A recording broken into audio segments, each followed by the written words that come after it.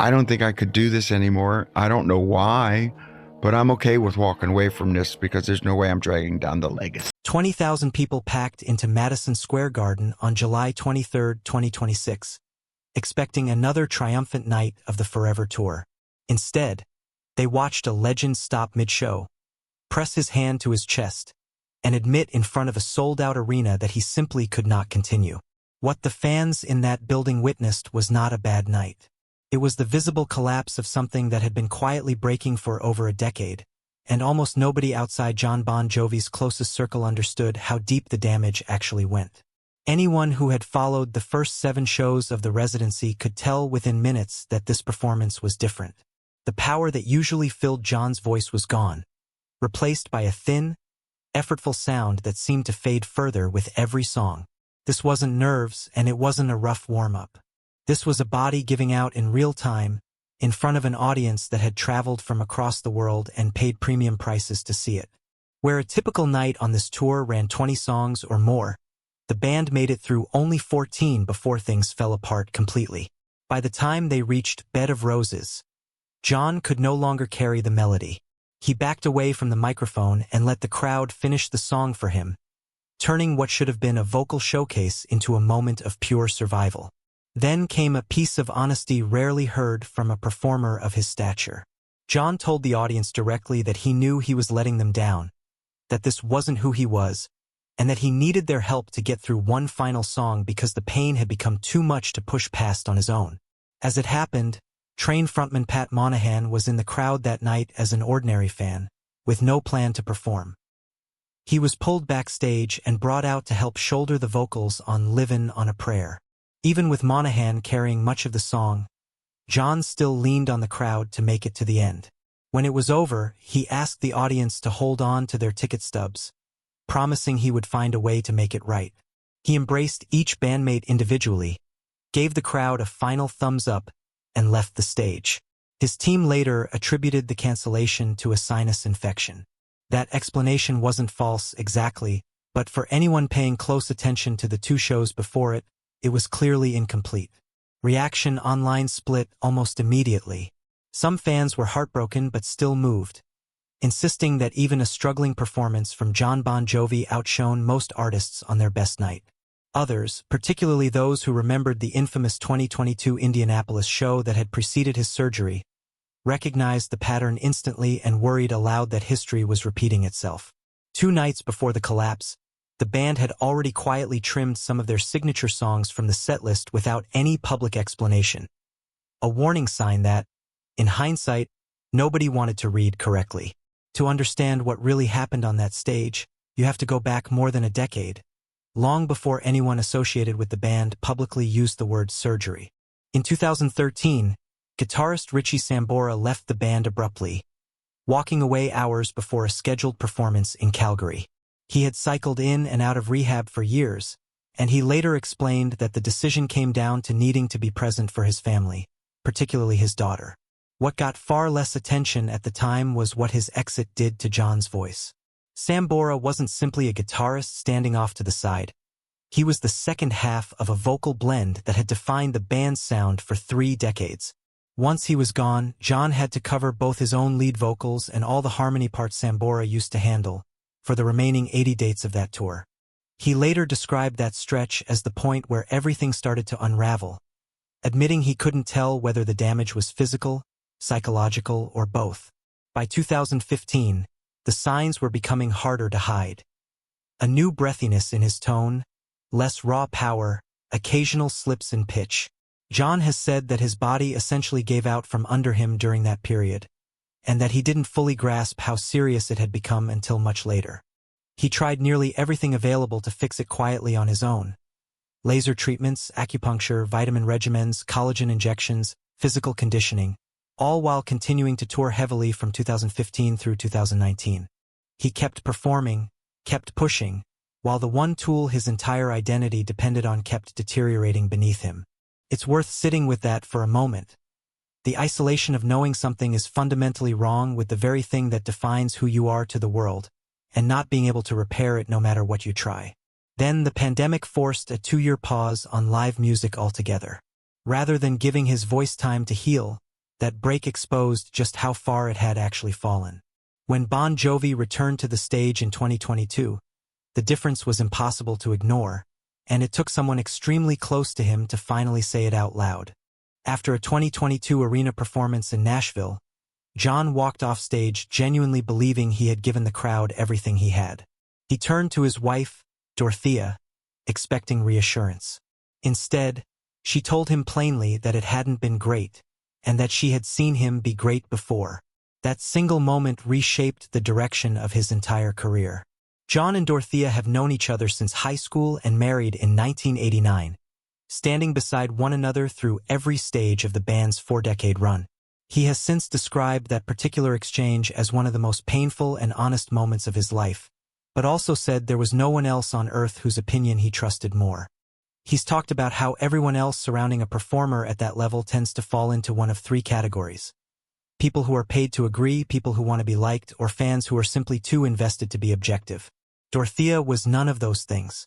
She was the one voice he knew would never soften the truth to spare his feelings. What's telling is how his mind reacted to her honesty. By his own account, his very first internal response wasn't to think about seeing a specialist or scaling back his schedule. It was to assume his career was simply over. That instinct reveals just how much psychological weight he had been quietly carrying, likely for years, without ever admitting it to anyone around him. Losing your voice when your voice is the foundation of your entire public identity isn't just a career setback. It's closer to an existential threat. Within days, Jon drove himself to the hospital. Not a scheduled consultation through his team. Not an assistant handling logistics. He got behind the wheel and went himself, driven by a level of urgency that overrode everything else. What the doctors found once they examined his throat was worse than anything he had imagined. The examination revealed that one of Jon's vocal cords had atrophied. Healthy vocal cords are supposed to sit parallel to each other, roughly matched in thickness and strength. His were nothing close to that. One cord had swollen dramatically while the other had withered down to a fraction of its normal size. So much so that the stronger cord was physically shoving the weaker one out of alignment every single time he tried to sing.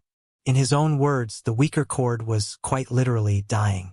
Doctors explained that some of this decline was simply the natural thinning that happens to vocal folds with age. But 4 decades of belting out arena rock at full volume, night after night, had sped up that deterioration far beyond what should have happened naturally at his age. And that was part of what made the diagnosis so disorienting for Jon. He hadn't smoked. He hadn't used drugs. He was meticulous about vocal warm-ups before every show and cool-downs afterward.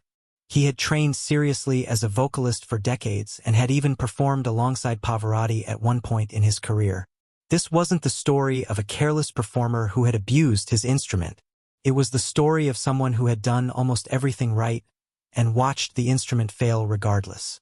The surgical solution was a procedure called medialization, placing 2 small pieces of a synthetic material against the outside of the vocal cords, inside the neck, to physically push the weakened cord back into a position where both sides could vibrate symmetrically again. Jon has described it, somewhat wryly, as a facelift for his vocal cords. The operation itself went well. But surgery was only the beginning of what turned into a 3-year process of learning how to use his own voice again from the ground up. A year and a half after the procedure, Jon still couldn't commit to touring. The band had a completed album ready for release, but nobody, including Jon himself, knew whether he would ever be able to stand on a stage and deliver a full show again. He has spoken about repeatedly finding small flickers of hope during that stretch, only to be knocked back down by a new setback the very next day. He's said that returning to the stage required being ready physically, mentally, and spiritually all at once, and for a long time he simply wasn't there. In the spring of 2024, he gave an interview that rattled fans across the industry. He said plainly that if his voice could no longer deliver at the level people expected, he would rather walk away entirely than keep performing a diminished version of himself. He compared the situation to a quarterback who knows he's about to throw his final pass. And he summed up his deepest fear in a single, blunt line. He never wanted to become the Fat Elvis of rock, the version of a legend who keeps performing long after the magic is gone, out of obligation rather than genuine ability. While Jon spent nearly every day in vocal therapy trying to rebuild something no one could guarantee would come back, something remarkable was happening around him. Not a single member of the band walked away. Nobody quietly pursued side projects as an exit strategy. Nobody floated retirement as an option. Drummer Tico Torres, keyboardist David Bryan, and the rest of the touring lineup, guitarist Phil X, bassist Hugh McDonald, guitarist John Shanks, and percussionist Everett Bradley, kept showing up to rehearsals as though a tour date was already locked in, even when there was no schedule and no certainty one would ever exist. Jon has since described the sacrifices his bandmates made during that period as being on an entirely different level, saying they told him plainly that they were with him, every rehearsal, every day, no matter how long it took. He said that experience only deepened how much he loves them. Anyone who has gone through something frightening and uncertain in their own life knows exactly what that kind of loyalty means. It doesn't just keep a career alive, it keeps the person inside that career from breaking. Even Richie Sambora, who hadn't performed with the band since walking away in 2013, publicly said he would return if Jon recovered his voice, adding that he still had songs ready to go and believed the world needed them. More than a decade after the departure that had, indirectly, set off the chain of events damaging Jon's voice in the first place, the door between them was suddenly open again. That alone says something about how much was riding on this comeback. In October 2025, Jon appeared on national television to announce the Forever Tour, anchored by 9 sold-out nights at Madison Square Garden. After everything, the surgery, the years of therapy, the public admission that he might simply retire, the comeback was official. On July 7, 2026, the lights dropped inside a packed Madison Square Garden with no opening act.